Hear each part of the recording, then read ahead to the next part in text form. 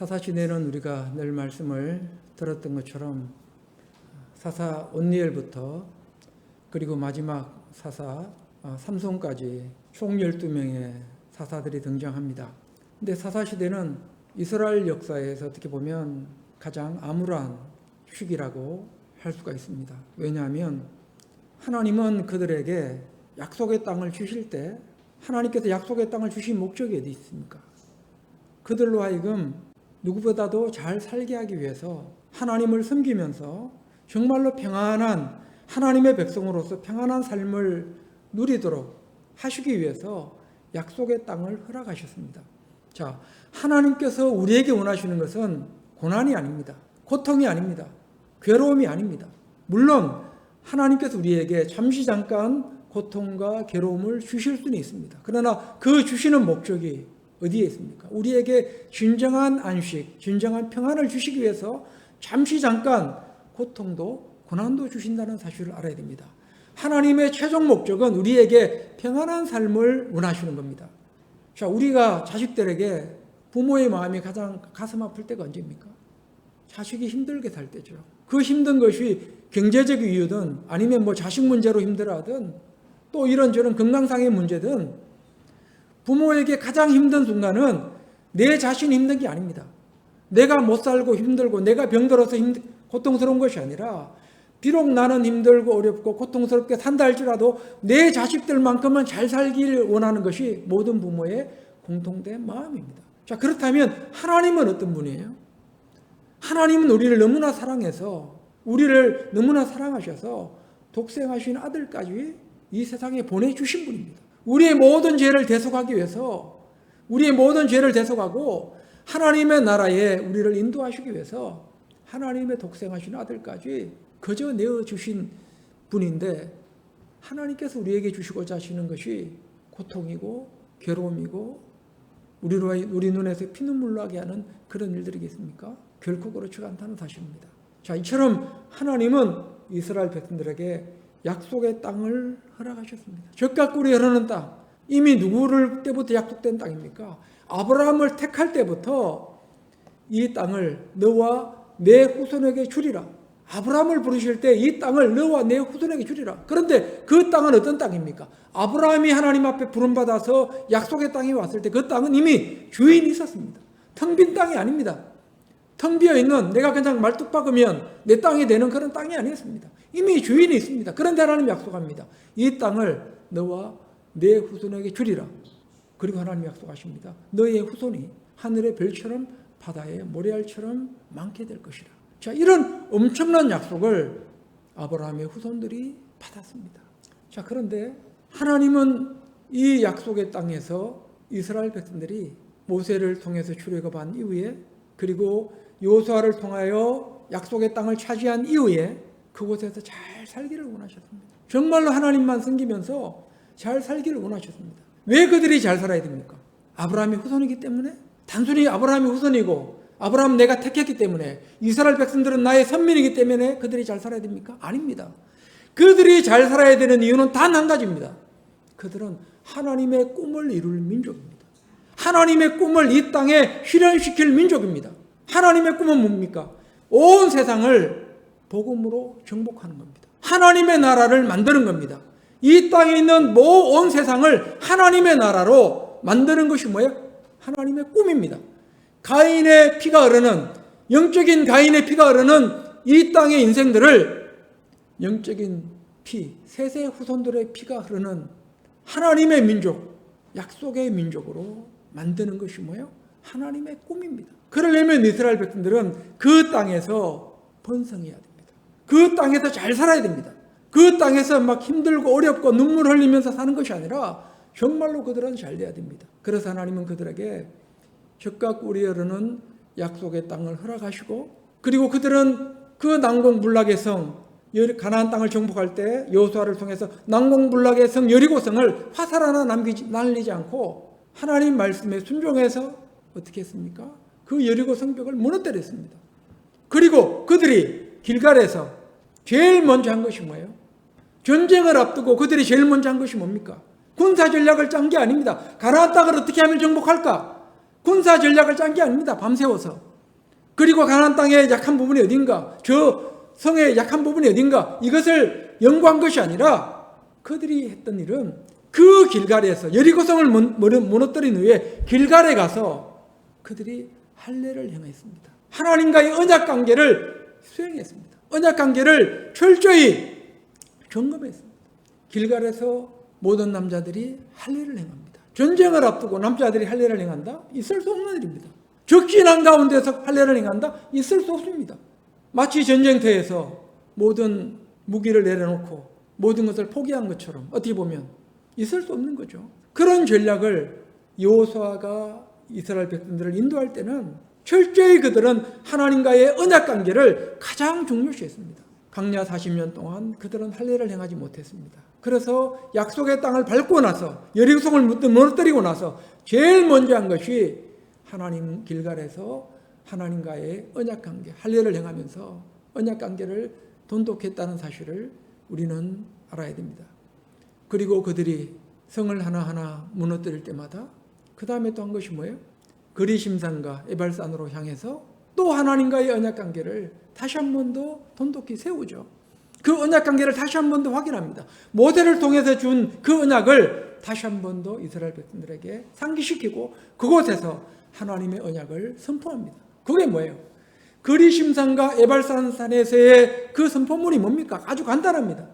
하나님 말씀 가운데 순종하게 될 때, 하나님 말씀 가운데 순종하게 될 때 복을 받을 것이라고 하는 그런 메시지가 그리심산과 에발산에서의 중심 메시지였다는 사실을 우리는 알아야 됩니다. 자, 그런데 이렇게 화살 하나 날리지 않고 여리고성을 점령했던 이스라엘 백성들이 이제 하나님의 도우심으로 정말로 가나안 땅을 하나씩 정복합니다. 그런데 정복을 다 하지는 못했죠. 왜 못했습니까? 오늘 본문을 보면 하나님은 그들에게 그 땅을 어떻게 하라고요? 다 정복하라 하셨습니다. 단 한 곳도 남기지 말고 다 정복하라. 너희들이 밟는 모든 땅 너희들에게 줄 것이다. 우리 여호수아 1장을 한번 찾아볼까요?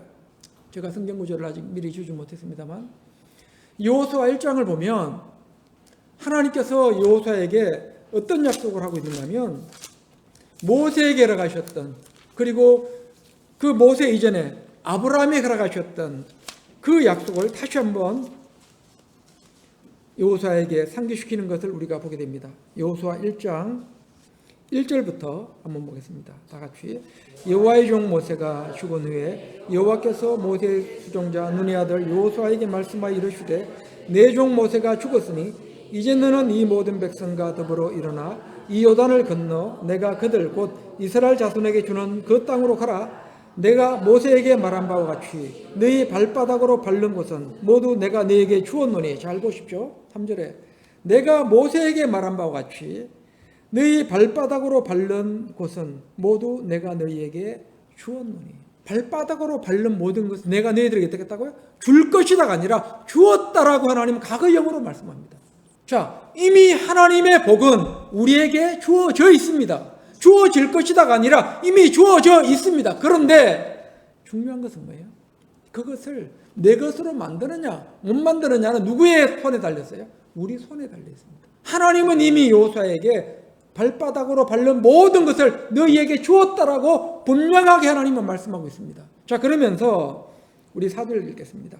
곧 광야와 이 레바논에서부터 큰 강 유브라데 강까지 해쪽 속에 온 땅과 또 해지는 쪽 대해까지 너의 영토가 되리라. 내 평생에 너를 능히 대적할 자가 없으리니 내가 모세와 함께 있었던 것 같이 너와 함께 있을 것임이니라. 내가 너를 떠나지 아니하며 버리지 아니하리니. 자, 지금 어떤 말씀을 하고 있어요? 4절에 곧 광야와 이 레바논에서부터 큰 강 곧 유브라데 강까지 해쪽 속에 온 땅과 또 해지는 쪽 대해까지 너희의 영토가 되리라. 그리고 네 평생에 너를 대적할 자가 없을 것이다. 말하자면 하나님께서 약속하신 젖과 꿀이 흐르는 땅은 그 가나안 땅, 좁은 땅덩어리가 아니었습니다. 물론 그것이 중심부였지만 하나님께서 약속하셨던 땅은 애굽 경계로부터 어디까지? 오늘날로 말하면 유브라데 강, 하란 땅, 야곱이 도망갔던 곳, 그것까지 어떻게 해요? 너희들의 땅이 될 것이다라고 하나님은 말씀하고 있습니다. 야곱 이야기하니까 갑자기 생각났습니다. 우리 하늘빛 교회가 유명한 교회가 지금 돼가고 있는 것 같습니다. 며칠 전에 문자가 하나 들어왔습니다. 목사님, 이철웅 목사입니다. 지금 책을 한 권 쓰고 있는데 목사님 추천서를 받고 싶습니다. 그래서 제가 아니 나는 인지도도 없는 목사인데 왜 나한테 또 모르는 목사님이 추천서를 써달라고 할까? 그래 이제 문자 확인만 하고 답장을 할 만한 그런 겨를이 없어서 잠깐 뒤로 미루고 있었는데 한 1시간 좀 못 돼서 모르는 분하고 전화가 들어옵니다. 그래서 받았더니 목사님 이철웅 목사입니다. 제가 답장을 안 하니까 연락이 왔습니다. 예, 목사님 어떤 일이십니까? 제가 모르는 분인데 예, 목사님 제가 책을 한 권 쓰고 있는데 목사님 추천서를 받고 싶습니다. 그래서 아니 저는 인지도도 없는 목사인데 저 같은 목회자의 추천서 받아서 뭐 하시겠습니까? 이제 그런 뉘앙스로 말씀을 드렸어요. 유명한 목사님들 많으신데 그분들 추천서를 받으셔야죠. 그랬더니 그 목사님이 하시는 이야기가 야곱은 사기꾼이 아니다. 야곱은 속인 자가 아니다. 이 부분이 생각이 저와 같은 목사님이라고 하면서 추천서를 받고 싶다는 겁니다. 그런 생각을 본인도 하고 있었는데 이제 우리 하늘빛 교회 영상을 뭐 그분 표현대로라면 잘 보고 있다고 설교 영상을 잘 보고 있다고 말씀하시면서 추천서를 좀 써달라고 부탁을 합니다. 그래서 저는 인지도가 없는 목사이니 인지도 있는 목사님 추천서를 받으시는 게 좋겠습니다. 그랬더니 그러면 그게 불편하시면 그럼 책에 목사님 쓰시는 책에 말하자면 하늘빛 교회 전상우 목사는 뭐 이런 이야기를 하더라. 야곱은 속인 자가 아니다. 이런 거를 각주로 넣어도 되겠습니까? 네, 그렇게 하십시오. 편한 대로 목사님 하시면 됩니다. 그러면서 이제 추천서를 제가 이제 못 쓰니까 책이 나오면 한 건 보내드리겠습니다 하고 연락을 받았습니다. 자, 우리 하늘빛 교회가 유튜브를 통해서 뭔가 조금 알려지고 있는 것은 같습니다. 자, 지금 야곱 이야기가 나와서 그렇습니다. 야곱이 도망갔던 곳이 어디예요? 하란 땅이죠. 그 하란 땅까지 어떻게 해요? 하나님이 지금 이스라엘 백성들에게 이 땅을 너와 내 후손에게 주리라. 발바닥으로 밟는 모든 걸 주리라. 하나님이 약속하셨습니다. 자, 하나님은 말씀하시면 어떻게 합니까? 반드시 이루십니다. 자, 중요한 것은 뭐예요? 우리가 그것을 받을 수 있는 그릇이 준비되었느냐? 아니면 내 마인드가 준비되었느냐? 하나님의 그 복을 받을 수 있는 결단이 지금 내게 서 있느냐? 이게 중요한 겁니다. 자, 그런데 하나님은 이런 엄청난 약속을 이미 아브라함 때, 그리고 모세 때, 그리고 또 여호수아에게 거듭 확인시켰습니다. 그런데 오늘 본문, 이런 젖과 꿀이 흐르는 땅을 하나님께서 약속하셨음에도 불구하고 오늘 본문의 상황은, 사사시대의 상황은 그렇지 않았다는 사실입니다. 자, 그 이유는 어디에 있을까요? 우리가 늘 들었죠. 첫 번째 이유가 뭘까요? 저는 늘 강조했습니다. 그들이 가나안 원주민들을 쫓아낼 수 있었음에도 불구하고 쫓아내지 않았다라고 했죠. 우리 한번 그 부분을 들여다보겠습니다. 사사기 1장 말씀으로 갑니다.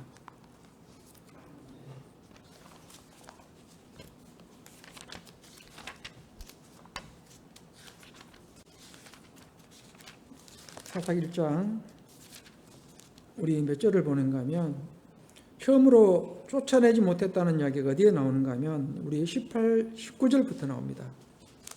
19절부터 나옵니다. 다 같이 볼까요? 시작. 여호와께서 유다와 함께 계셨으므로 그가 산지 주민을 쫓아내었으나 골짜기 주민들은 철병거가 있으므로 그들을 쫓아내지 못하였으며. 자, 지금 뭐가 나와요? 쫓아내지 못하였으며 나옵니다. 그리고 또 어디를 보는가 하면 27절부터 한번 볼까요? 다 같이 시작. 므낫세가 벳상과 그의 딸린 다낙과 그의 딸린 마을들의 주민과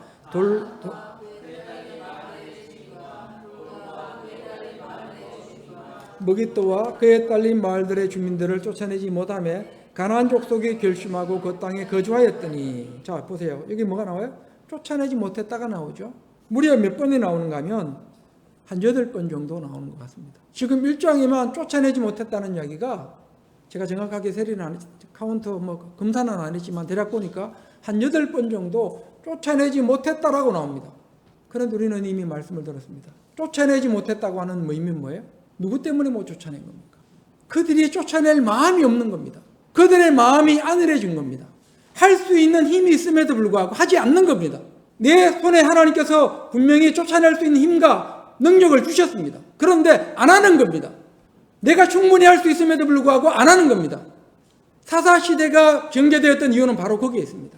할 수 있는 능력이 있음에도 불구하고, 물론 고통스럽고 힘들지만 할 수 있음에도 불구하고 안 하는 겁니다.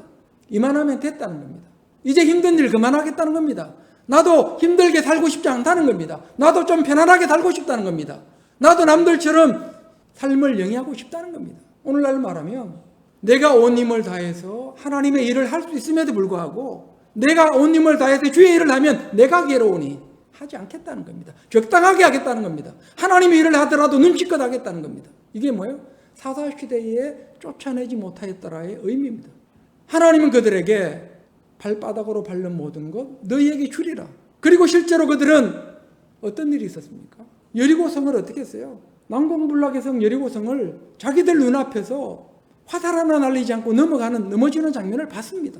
그리고 아무것도 아닌 것처럼 보였던 그 작은 성도 그들 눈에는 어떻게 보였어요? 무섭게 보였죠. 그러나 막상 그들이 그 성을 점령하게 될 때 하나님의 말씀을 무시하고 자기의 힘을 의지하게 될 때 어떻게 됐습니까? 그 성에서 패배합니다. 36명의 전사자가 나옵니다. 자, 그들은 철저히 그 여리고성 점령과 함께 하나님의 능력의 임재가 얼마나 중요한지를 그들은 철저히 깨달았습니다. 자, 그렇다면 쫓아내고자 쫓아내지 못하는 것은 누구한테 달려 있습니까? 하나님에게 달려 있는 것이 아니라 이스라엘 백성들의 손에 달렸습니다. 그들이 믿음으로 발걸음을 옮기면 된다는 겁니다. 자, 그런데 그들이 쫓아내지 못하게 될 때 핑계를 하나 딱 댑니다. 우리 한번 볼까요? 우리 19절, 우리 18절부터 다시 읽겠습니다. 시작. 유다가 또 가사 및 그 지역과 아스골론 및 그 지역과 에그론 및 그 지역을 점령하였고 여호와께서 유다와 함께 계셨으므로 그가 산지 주민을 쫓아내었으나 골짜기의 주민들은 혈병거가 있으므로 그들을 쫓아내지 못하였으며. 자, 지금 유다가 여호와께서 함께 하셔서 뭘 쫓아냈어요? 산지 주민은 쫓아냈지만 골짜기의 주민들은 뭐가 있어서? 혈병거가 있으므로 그들을 쫓아내지 못했다라고 되어 있습니다. 그러니까 쫓아내지 못한 이유가 뭐예요? 혈병거가 있어가지고. 혈병거가 있었어. 자, 지금 우리는 골짜기 그럼 어떤 개념이 떠오르는가 하면 자꾸만 뭐 계곡이 떠올라요. 시냇물이 절절절절 흘러가는 계곡. 한여름에 수박 한 통 들고 가서 계곡물에 띄워놓고 돗자리 깔고 앉아가지고 여름 휴가를 가는 그런 계곡을 떠올립니다. 그런데 이스라엘의 계곡의 골짜기 개념은 그런 개념이 아닙니다. 우리가 생각을 바꾸셔야 됩니다. 성경에 썼던 골짜기라는 이름이 나올 때 자꾸만 우리 시내 계곡물에 흐르는 이런 V자형 계곡을 떠올리면 안 됩니다. 반대로 생각하셔야 돼요. 넓은 평야지대입니다. 어떤 지대라고요? 물론 중간중간에 능선도 있고 낮은 산도 있지만 대체적으로 어떻게 해요? 평평한 두 산과 두 산 사이에 있는 지역을 성경은 골짜기라 그럽니다. 아무리 넓어도 이 산과 산 사이를 뭘로 표현하는가 하면 골짜기로 표현합니다. 그래서 다윗이 골리앗을 무너뜨린 곳이 어디예요? 엘라 골짜기입니다. 그러니까 엘라 골짜기 그럴 때 그 엘라 골짜기도 어떤 개념으로 봐야 돼요? 아주 넓은 지역. 그러니까 많은 군사들이 모여서 전쟁할 수 있는 지역입니다. 좁은 계곡에서는 군사들이 대치할 수가 없죠. 뭐 게릴라전, 기습작전을 펼칠 수 있어도 전체가 맞붙을 수는 없습니다. 그래서 우리는 성경 읽을 때 골짜기라는 이름이 나오면 넓은 평야를 떠올리시기 바랍니다. 자, 지금 유다가 여호와께서 함께 하셔서 어떻게 했다고요? 산지 주민은 쫓아내었으나 거기는 뭐가 없었어요? 산지니까. 말 그대로 산지입니다. 산악지대입니다. 그러니까 혈병거가 없었어요. 그래서 혈병거가 없었기 때문에 하나님께서 함께 하셔서 그들을 무찔렀지만 이 골짜기에는 혈병거가 있으므로 그들을 쫓아내지 못했더라라고 되어 있습니다. 그러니까 마치 전쟁의 패배의 원인이 쫓아내지 못한 이유가 뭐 때문으로 나와요? 혈병거로 나옵니다. 자, 그렇다면 우리는 한번 생각해 봐야 돼요. 하나님께서 함께 하셔서 그 산지는 무찌를 수 있고 하나님께서 함께 하심에도 불구하고 이 넓은 평야에서 이 골짜기에서는 혈병거가 있기 때문에 쫓아내지 못합니까? 이 혈병거는 말이 두 마리 또는 세 마리가 끄는 마차 위에 두세 명의 군사들이 올라탑니다. 그리고 한 사람은 말을 몰고 한 사람은 방패를 들고 한 사람은 화살을 가지고 적진을 향해서 날리는 게 뭐예요? 병거입니다. 그런데 그 병거는 단순하게 군사들만 타는 것이 아니라 그 바퀴에 뭐가 달려있다 그랬죠? 칼날이 달려있습니다. 바퀴에 칼날, 그 바퀴가 적진을 향해서 한번 돌진하면 어떻게 돼요? 적진의 모든 군사들의 다리가 몸이 잘려나갑니다. 무시무시한 무기입니다. 말하자면 오늘날로 말한다면 우리가 6.25 때 왜 북한군이 쳐들어왔을 때 쉽게 서울을 빼앗기고 낙동강까지 밀려날 수밖에 없었는가 하면 북한에는 뭐가 있었어요? 말하자면 철병거가 있었습니다. 이스라엘 백성들은 철병거가 없었고 북한 사람들은 뭐가 있었어요? 우리는 철병거가 없었고 북한은 철병거 탱크가 있었습니다. 우리가 갖고 있는 것은 고작 소총입니다. 소총 몇 자루, 기관총 몇 종입니다. 그래서 보병들이 가장 두려워했던 게 뭐예요? 탱크가 나타나면 다 두려워했죠. 자기의 목숨을 던지지 않는 한 그 탱크를 파괴시킬 수가 없습니다. 폭탄을 들고 정말로 죽고자 하는 마음으로 그 탱크에 뛰어들지 않으면 그 탱크를 파괴할 수가 없었습니다. 자, 말하자면 이 시대의 탱크가 뭐였어요? 철병거였습니다. 보병에게 가장 두려운 무기가 바로 뭐였어요? 탱크였던 것처럼 6.25 때 이런 무기를 누가 갖고 있었습니까? 이방 민족들이 블레셋이 갖고 있었습니다. 그렇다 보니까 그들은 쫓아낼 마음도 없는데 이 정도면 되었는데 거기다가 뭘 갖고 있어요? 지금 적군이 철병거를 운용하고 있습니다. 그리고 그들은 이제 어떻게 할까요? 이제 쫓아내지 못할 구실을 찾는 겁니다. 아, 철병거가 있어서 안 돼. 철병거가 있어서 안 돼. 하면서 어떻게 합니까? 쫓아내지 못할 구실을 지금 스스로 만드는 겁니다.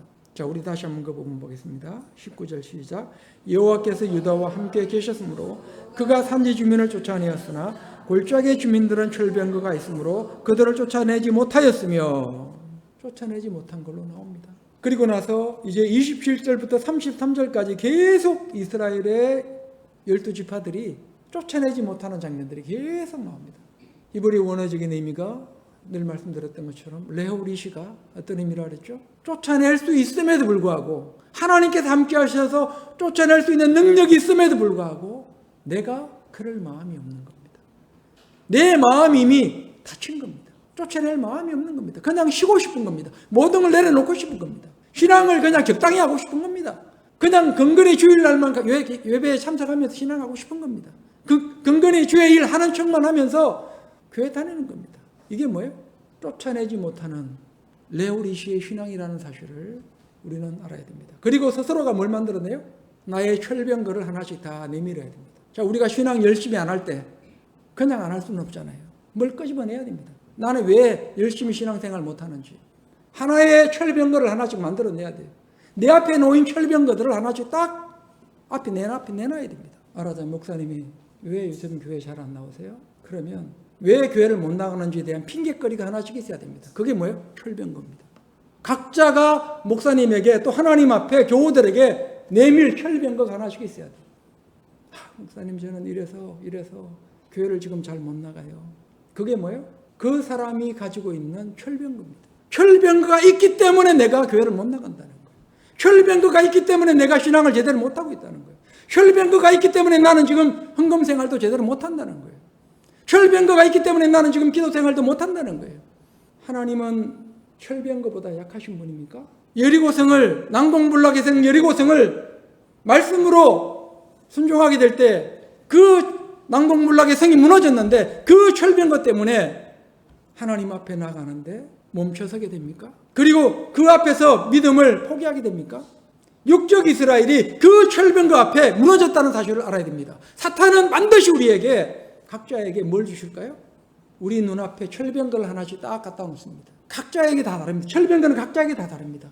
어떤 이는 경제적인 문제가 철병거가 될 수 있습니다. 어떤 이는 자식이 철병거가 될 수 있습니다. 어떤 이는 건강이 철병거가 될 수 있습니다. 어떤 이는 이런저런 일이 그 자신에게 철병거가 될 수 있습니다. 마치 영적인 산당처럼 각자에게는 뭐가 있어요? 철병거가 있다는 사실을 알아야 됩니다. 전상우 목사에게는 철병거가 없을까요? 목사님이니까 목사님 앞에는 그냥 앞에 뻥 뚫려 있을까요? 천만의 말씀입니다. 저는 제 앞에 무수히 많은 철병거가 제치면 나타나고 나타나는 것을 저는 경험합니다. 우리 성도님들은 어떤 생각을 하고 있는지 모르겠지만 그 철병거가 끝없이 제 앞에도 펼쳐지고 있습니다. 그러나 저는 절대 무릎 꿇지 않습니다. 절대 무릎 꿇지 않습니다. 제가 죽으면 죽을지 절대로 무릎 꿇지 않습니다. 하나님께 대한 믿음은 포기하지 않습니다. 우리 앞에 놓인 철병거가 뭡니까? 하나님 앞에 나갈 때 우리 앞을 가로막고 있는 그 철병거가 도대체 뭡니까? 우리는 그 철병거를 무너뜨려야 됩니다. 스스로 하나님 앞에 나갈 때 목사님에게, 교우들에게 철병거를 내밀지 않기를 원합니다. 저는 이런 일 때문에 교회에 잘 못 나가겠어요. 저는 이런 일이 있어서 지나가기가 힘들어요. 누구에나 철병거가 있습니다. 그 철병거는 하나님께서 우리를 무너뜨리게 하기 위해서 앞에 가로막고 있는 철병거가 아닙니다. 하나님은 그 철병거 앞에서 우리가 어떤 믿음의 반응을 보이는지를 지금 보고 계십니다. 어떤 믿음의 반응으로 그 철병거를 깨뜨릴 것인지를 우리의 믿음을 테스트하고 있다는 사실을 알아야 됩니다. 우리는 그 철병거를 이길 수 없습니다. 깨뜨릴 수 없습니다. 파괴시킬 수 없습니다. 마치 보병 소총수가 그 소총한 자루로 탱크를 파괴시킬 수 없듯이 파괴시킬 수 없습니다. 그러나 우리 뒤에 누가 있어요? 하나님이 함께 계시면, 하나님이 함께 하시기 때문에 우리는 그 철병거도 얼마든지 깨뜨릴 수 있다고 하는 이런 믿음을 가져야 됩니다. 이것을 깨뜨리지 못하면 우리의 신앙은 타락하고 맙니다. 우리의 신앙은 사사시대의 영적인 사사시대를 살아가고 있는 우리 역시 육적 이스라엘 사람들이, 그 육적 사사시대의 사람들이 그 철병거 앞에 무너졌던 것처럼 우리의 신앙도 무너질 수 있다고 하는 이런 생각을 가질 수 있기를 원합니다. 다윗이 골리앗을 물리쳤죠. 그런데 원래 다윗이 골리앗을 물리쳐서는 되지 않습니다. 원래 상황에서는 누가 물리쳐야 돼요? 사울과 함께했던 그의 군대가 골리앗을 물리쳐야 됩니다. 그런데 40일 동안 골리앗이 나와서 조석간에 하나님의 거룩한 성호를 욕되겠지만 아무도 골리앗 앞에 나서지 않았죠. 왜 나서지 않았습니까? 그들 눈에는 골리앗이 뭐예요? 그들에게는 철병거였습니다. 범접할 수 없는 철병거입니다. 그래서 아무도 나서지 않았습니다. 그래서 하나님은 누굴 보냈습니까? 보다 하다 안 되니까 사울의 군대 중에는 다 싹수가 노란 그런 군사들만 있어서 누구를 보냅니까? 하나님. 집에서 양치고 있는 다윗을 불러드립니다. 집에서 양을 치고 있는 다윗을, 아버지 집에서 양을 치고 있는 다윗을 그 전쟁터로 하나님이 불러드립니다. 이게 뭐예요? 하나님의 역사입니다. 자, 우리가 철병거 앞에 주저하게 될 때, 그 철병거 앞에 무릎을 꿇게 될 때 하나님은 다른 방법으로 그 철병거를 무너뜨린다는 사실을 알아야 됩니다. 우리 하늘빛 교회에 놓인 이 철병거를 다른 누군가를 통해서도 무너뜨린다는 사실을 알아야 됩니다. 그리고 우리는 여전히 그 철병거 앞에 무릎을 꿇은 존재로 어쩌면 남을 수 있다고 하는 이런 생각도 우리 스스로 가져야 됩니다.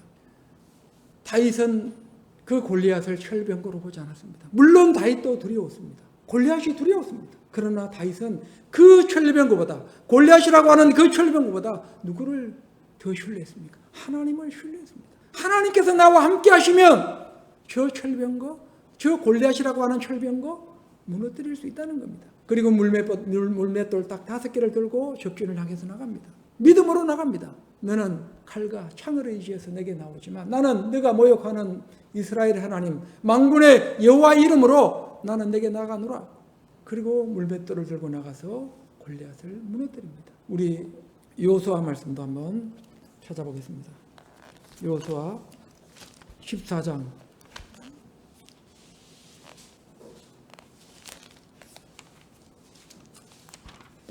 똑같은 철병거 앞에서 어떤 믿음의 반응을 보이는지 오늘 우리 여호수아 14장을 통해서 우리 한 사람 갈렙을 한번 들여다보겠습니다.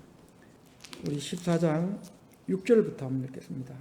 그때 유다 자손이 길갈에 있는 여호수아에게 나오고 그나스의 사람 여분네의 아들 갈렙이 여호수아에게 말하되 여호와께서 가데스바네에서 나와 당신에게 대하여 하나님의 사람 모세에게 이르시니를 당신이 아시는 바라. 내 나이 40세에 여호와의 종 모세가 가데스바네아에서 나를 보내어 이 땅을 정탐하게 하였으므로 내가 성실한 마음으로 그에게 보고하였고 나와 함께 올라갔던 내 형제들은 백성의 간담을 높게 하였으나 나는 내 하나님 여호와께 충성하였으므로 그날에 모세가 맹세하여 이르되 내가 내 하나님 여호와께 충성하였은즉 내 발로 밟는 땅은 영원히 너와 내 자손의 기업이 되리라 하였나이다. 자, 지금 가데스 바네아에서 12정탐꾼이 가나안 땅을 정탐하죠. 가나안 땅 점령을 앞두고 여호수아의 군대가. 그때 모세가 12명의 정탐꾼을 가데스 바네아에 보냅니다. 그때 여호수아와 갈렙도 정탐꾼의 한 사람으로 가게 됩니다. 그런데 그들은 그 가나안 땅에서 뭘 봤습니까? 말하자면 철병거를 본 겁니다. 안악자손들을 본 겁니다. 키가 3m가 되는 안악자손들을 본 겁니다. 다 골리앗처럼 키 큰 사람들만 보고 온 겁니다. 말하자면 그들이 보고 온 건 뭐예요? 철병거입니다. 가나안 땅에 있는 철병거. 그들은 철병거를 보고 온 겁니다. 그래서 10명의 정탐꾼은 뭐라고 말합니까? 우리는 저들 보기에도 메뚜기와 같은 그런 존재다. 우리는 절대로 저 가나안 땅을 점령할 수 없다. 하나님께서 뭐라고 말씀하십니까? 그래? 점령할 수 없다고? 절대로 저 철병거가 있어서 점령할 수 없다고? 그래, 알았어. 너희들의 말대로 해줄게. 자, 우리 하나님 앞에 말을 조심해야 됩니다. 믿음 없는 말은 절대로 하면 안 됩니다.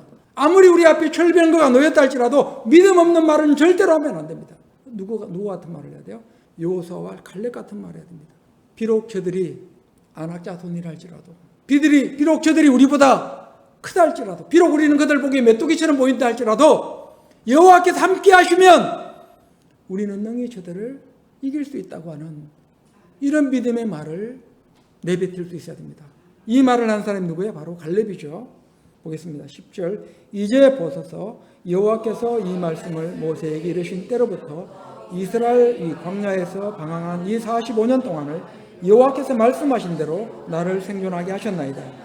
오늘 내가 85세로 돼 모세가 나를 보내던 날과 같이 오늘도 내가 여전히 강건하니 내 힘이 그때나 죽음이나 같아서 싸움이나 출입에 감당할 수 있으니 그날에 여호와께서 말씀하신 이 산지를 지금 내게 주소서. 당신도 그날에 들으셨거니와 그곳에는 아낙 사람이 있고 그 성읍들은 크고 견고할지라도 여호와께서 나와 함께 하시면 내가 여호와께서 말씀하신 대로 그들을 쫓아내리다니. 자, 지금 똑같은 것을 봤지만 똑같은 철병거를 보고 왔지만 여호수아와 갈렙은 달랐다는 사실입니다. 자, 우리는 어떤 사람이 되기를 원합니까? 누구에게나 다 뭐가 있다고요? 철병거가 있습니다. 철병거 없이 신앙하는 사람 아무도 없습니다. 우리가 보기에 옆집 집사님은 룰루랄라 하면서 신앙하는 것 같습니까? 저분은 그냥 편안하게 신앙하는 것 같은가요? 천만에 하나님은 단 한 영혼에게도 그런 신앙을 허용한 적이 없습니다. 다 다릅니다. 각자가 지고 가는 십자가가 다르고 각자가 앞에 놓인 그 철병거가 다 다르다는 사실을 알아야 됩니다. 중요한 것은 뭐예요? 우리에게 이런 갈렙과 같은 믿음이 필요합니다. 우리 다시 한번 12절 읽겠습니다. 그날에 여호와께서 말씀하신 이 산지를 지금 내게 주소서. 당신도 그날에 들으셨거니와 그곳에는 아낙 사람이 있고 그 성읍들은 크고 견고할지라도 여호와께서 나와 함께 하시면 내가 여호와께서 말씀하신 대로 그들을 쫓아내리다니. 자, 조건은 뭐예요? 여호와께서 나와 함께 하시면 그 철병거를 무너뜨릴 수 있다는 겁니다. 자, 우리에게는 이런 믿음이 필요합니다. 우리 앞에 놓인 철병거, 사사시대의 육적 이스라엘은 그 철병거를 핑계 삼아서 하나님의 능력이 그들에게 임재하고 있음에도 불구하고 쫓아내지 않았습니다. 가나안 원주민들을 쫓아내지 않았습니다. 핑계거리를 삼는 겁니다. 교회 안 갈 거리를 삼는 겁니다. 신앙 안일하게 할 거리를 찾는 겁니다. 나는 자식 때문에, 나는 이것 때문에, 나는 저것 때문에 하나님 믿고 싶어도 못 믿어요? 그건 뭐예요? 육적 이스라엘이 철병거를 딱 내세워서 핑계댄 것과 똑같습니다. 나중에 그 신앙은 어떻게 됐을까요? 이스라엘의 운명은 어떻게 됐을까요? 그들의 미래는 밝았습니까? 자, 그 철병거를 핑계 삼아서 쫓아내지 못한 그들의 미래가 행복했습니까? 아닙니다. 하나님은 철저히 그들을 이방인의 손에 넘겨줍니다. 이방인의 손에 넘겨줬습니다. 늘 말씀드렸죠. 밀림의 왕 사자처럼 이스라엘을 하나님은 그 가나안 원주민들에게 두려움의 대상이 되게 하셨는데, 그리고 가나안 원주민들은 이스라엘 백성들에게 원숭이와 같은 존재로, 약한 존재로 만들어 놓으셨는데, 그들이 철병거를 핑계 삼아서 하나님을 등지게 될 때 하나님은 그들을 어떻게 하십니까? 연단하시기 위해서 그들이 사자가 원숭이에게 쫓겨다니는 그런 우스꽝스러운 모습으로 그들을 전락시켰다는 사실을 우리는 알아야 됩니다. 우리 앞에 놓인 철병거 각자가 한번 점검할 수 있기를 원합니다. 내가 하나님 앞에 나가는 데 있어서 걸림이 되는 철병거는 뭔가? 나의 믿음을 자꾸만 약하게 하는 철병거는 뭔가?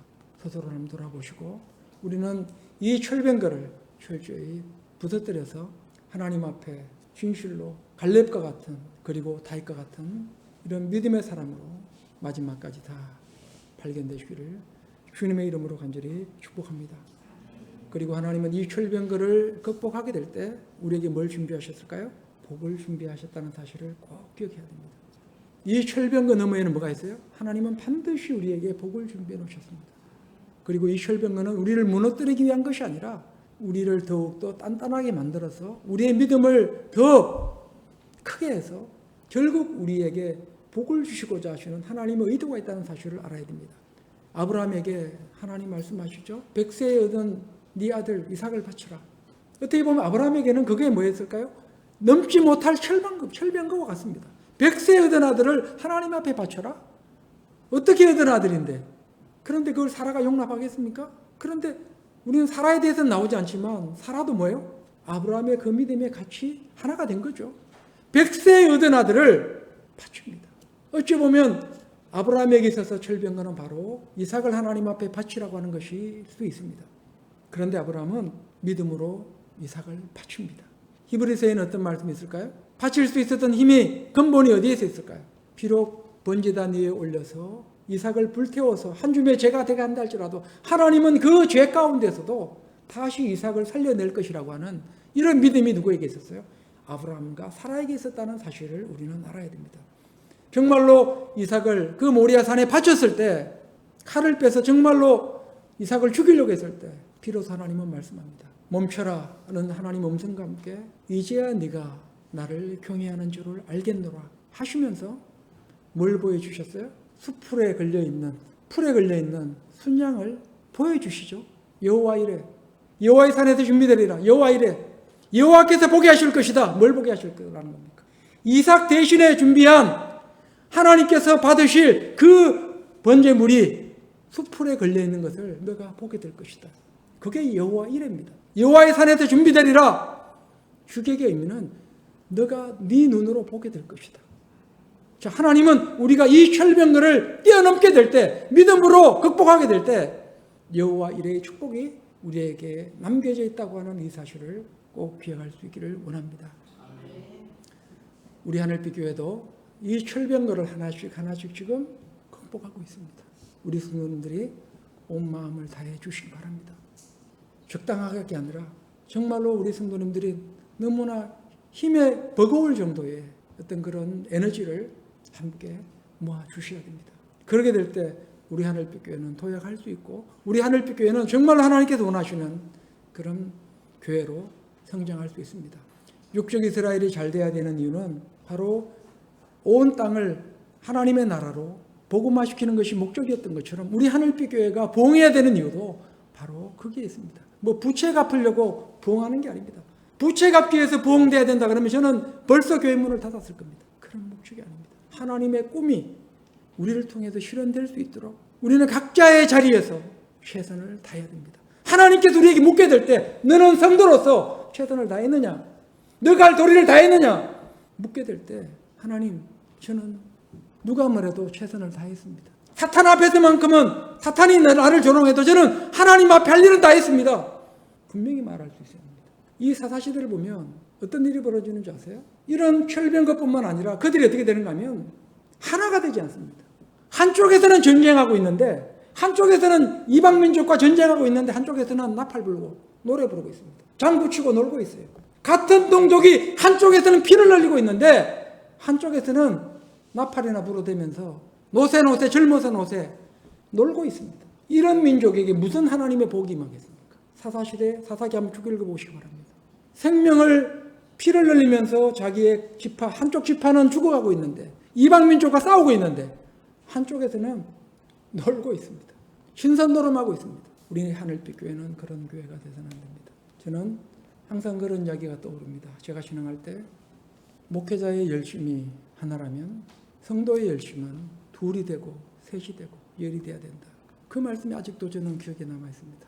목회자의 열심이 하나라면 목사님과 함께 뜻을 같이 하는 하나님의 나라를 만들어갈 성도들은 그 열정이 목사님보다 더 나아야 된다.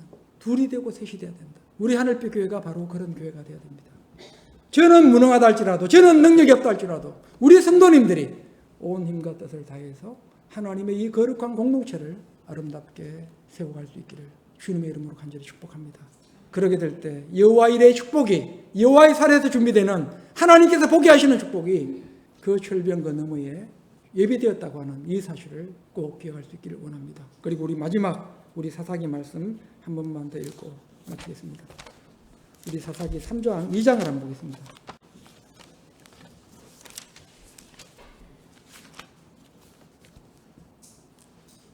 우리 2장 20절 다 같이 읽겠습니다. 여호와께서 이스라엘에게 진노하여 이르시되 이 백성이 내가 그들의 조상들에게 명령한 언약을 어기고 나의 목소리를 순종하지 아니하였은즉 나도 여호수아가 죽을 때에 남겨둔 이방 민족들을 다시는 그들 앞에서 하나도 쫓아내지 아니하리니 이는 이스라엘이 그들의 조상들이 지킨 것 같이 나 여호와의 도를 지켜 행하나 아니하나 그들을 시험하려 함이라 하시니라. 자, 하나님께서 그들 앞에 철병거를 두신 이유가 어디 있어요? 그 철병거 앞에서 여호와의 도를 지켜 행하나 아니하나 어떻게 한다고요? 그들을 테스트하기 위한 것이다. 그러니까 하나님의 테스트가 뭘 통해서 주어지고 있어요? 우리에게 철병거를 통해서 주어지고 있습니다. 여호수아와 갈렙처럼 이 테스트를 잘 통과할 수 있기를 원합니다. 우리 4절 다시 읽겠습니다. 3장 4절도 한번 읽어보겠습니다. 3장 4절 시작. 남겨두신 이 이방 민족들로 이스라엘을 시험하사 여호와께서 모세를 통하여 그들의 조상들에게 이러신 명령들을 순종하는지 알고자 하셨더라. 자, 이 철병거를 남겨놓으신 이유가 뭐예요? 우리의 믿음을 달아보시겠다는 겁니다. 모두가 다 통과하셔서 여호와 일의 축복을 모두 다 받으시기를 주님의 이름으로 간절히 축복합니다.